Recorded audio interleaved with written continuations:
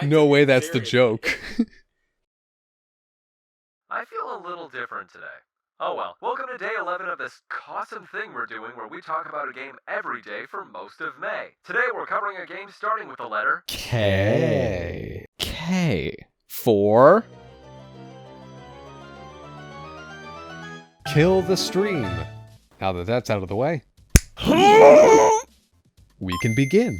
For those of you who watch our Twitch streams, you know that James likes running a credit sequence. It was a video of 1,000+ names passing by over a background while music plays. What you might not know is that this thing was extremely inconvenient. Since the names are actually blocks of text that are moved via keyframes, the formatting of their appearance and their rate of motion had to be recalibrated every time there was a new name. It also needed to be re-rendered beforehand, transferred between machines, loaded into the streaming software, and given the correct playback settings. With how cumbersome this all was, there'd be several nights where James wouldn't get to make a new credit sequence and would have to use an old one. I could tell this bothered him since the fundamental idea of the credits is to thank followers and subscribers alike, but if it isn't up to date, then new followers don't get to see his thanks. So I decided to make my own credit sequence. 2 years and a lot of dedicated hard work later, we have Kill the Stream in its current and final state. And yeah, I get it, it's a Smash Bros ripoff. I wrote about development to myself in a private Discord channel. I do progress reports on graphics and features, debate with myself about ideas, and do bug reports. Since it was on Discord, I could have it on my phone too, and all my notes had a timestamp. Scrolling far enough back in here, we can find the game looked like this near the beginning.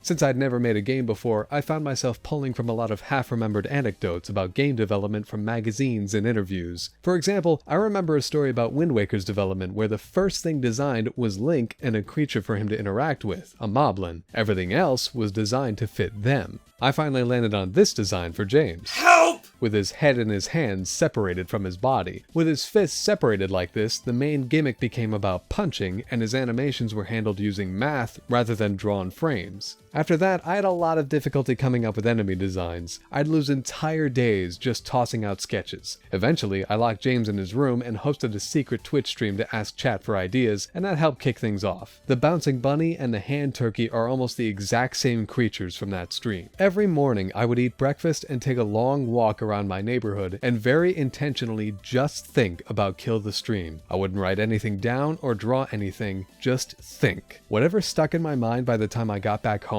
was maybe a good idea. Anything forgotten was... what's the word?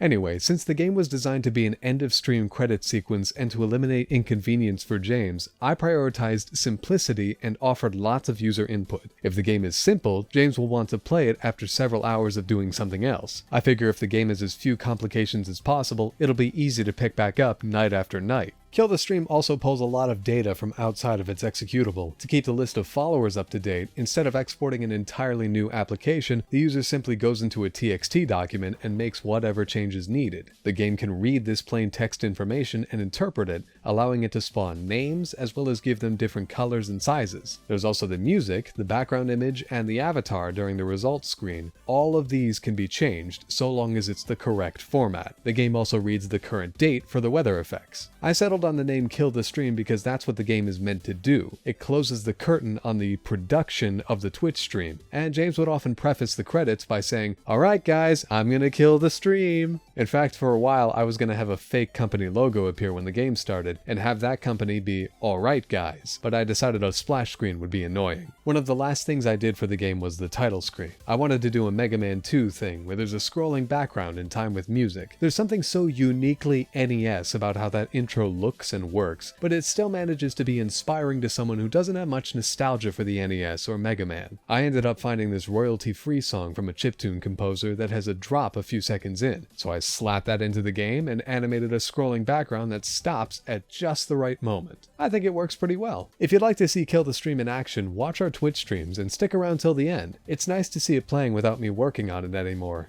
I did what I wanted to, and I can move on. Now that the stream is dead because we've killed it several times, what game starting with K do you hold near and dear to your heart? Let us know in the comments, and we'll see you soon for L.